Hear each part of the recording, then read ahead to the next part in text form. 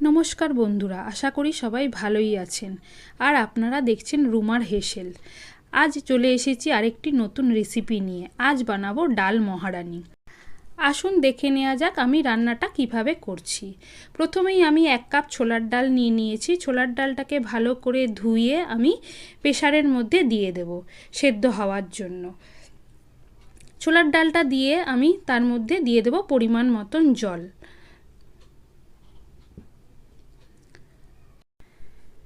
জল দেওয়া হয়ে গেছে। এবার আমি এর মধ্যে দিয়ে দেব 4টে কাঁচা লঙ্কা ও 1 চামচ নুন।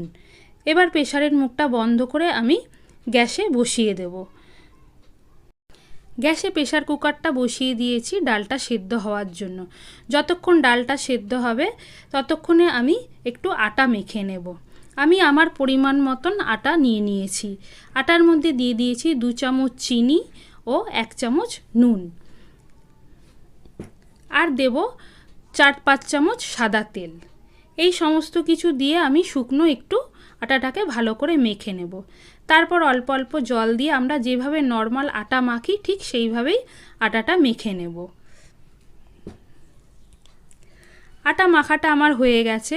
এবার এই আটার থেকে আমি ছোট ছোট করে লেচি কেটে নেব।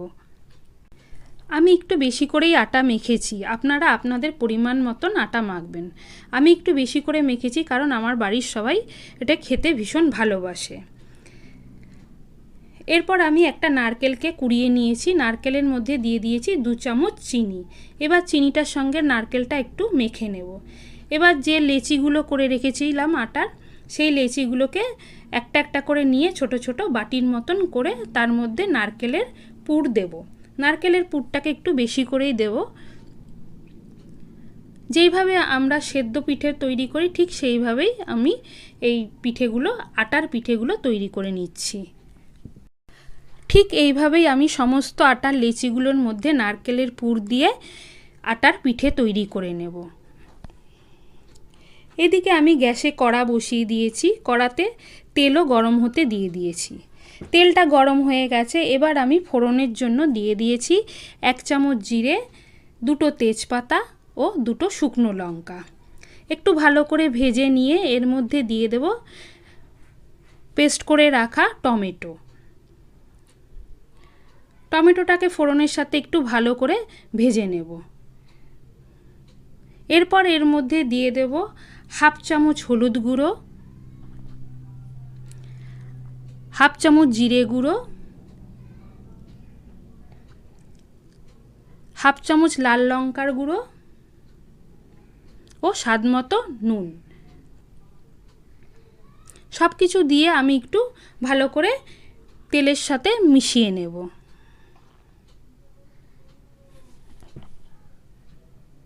এবার এর মধ্যে দিয়ে দেব 1/2 চামচ হিং।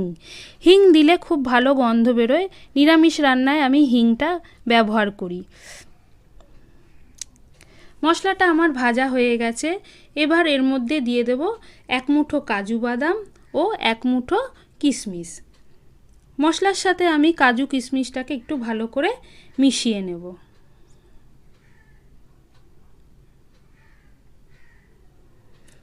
এরপর এর মধ্যে কালারের জন্য দিয়ে দেব 1/2 চামচ কাশ্মীরি লাল লঙ্কার গুঁড়ো। মশলাটা আমার খুব ভালো করে ভাজা হয়ে গেছে। এবার এর মধ্যে দিয়ে দেব সেদ্ধ করে রাখা ছোলার ডালটা। ছোলার ডালটা দিয়ে আমি মশলার সাথে খুব ভালো করে মিশিয়ে নেব। এই সময় গ্যাসের ফ্লেমটাকে আমি মিডিয়ামেই রাখব। ডালটা মশলার সাথে খুব ভালো করে মেশানো হয়ে গেলে এর মধ্যে দিয়ে দেব আমি কিছুটা পরিমাণে জল। জলটা একটু বেশি করেই দেব। এবার আমি একটা ঢাকা দিয়ে ডালটাকে ফুটতে দেব। ডালটা ফুটে উঠলে আমি ঢাকাটা সরিয়ে নেব। ঢাকাটা সরিয়ে নিয়েছি। দেখুন ডালটা খুব ভালো করে ফুটছে। এবার এর মধ্যে আমি দিয়ে দেব 2 চামচ চিনি। যেহেতু ছোলার ডাল একটু মিষ্টি মিষ্টি খেতেই ভালো লাগে। এবার একটি খুন্তির সাহায্যে আমি ডালটাকে খুব ভালো করে মিশিয়ে নিচ্ছি। এবার যে আটার পিঠেগুলো তৈরি করে রেখেছিলাম একে একে এই ফুটন্ত ডালের মধ্যে আমি সব পিঠেগুলো ছেড়ে দেব। সমস্ত পিঠেগুলো ছেড়ে দেব, কিন্তু কোনো ভয় নেই। এগুলো ভাঙবে না। একটু হয়ে গেলে পরেই পিঠেগুলো আপনা আপনি ডালের ওপর ভেসে উঠবে। আপনারা একটু খেয়াল করে দেখুন। দেখুন আমার পিঠেগুলো তৈরি হয়ে গেছে। ভীষণ ভালো খেতে হয়। উপোসের দিনে বা নিরামিষের দিনে রোজ রোজ রুটি তো আর ভালো লাগে না। একদিন এরকমভাবে ডাল মহারানি রান্না করে খেয়ে দেখতে পারেন। রান্নাটা আমার প্রায় হয়েই গেছে। এবার ওপর থেকে আমি 1 চামচ ঘি ছড়িয়ে দেব আর দিয়ে দেব কিছুটা পরিমাণের নারকেলের কোড়া। এবার গ্যাসটাকে বন্ধ করে আমি কড়াটা নামিয়ে নেব। রেসিপিটি যদি আপনাদের ভালো লেগে থাকে অবশ্যই লাইক, কমেন্ট ও সাবস্ক্রাইব করবেন। অবশ্যই বাড়িতে একদিন করে খাওয়ার অনুরোধ রইল। এতক্ষণ ধৈর্য ধরে রেসিপিটি দেখার জন্য সকলকে ধন্যবাদ।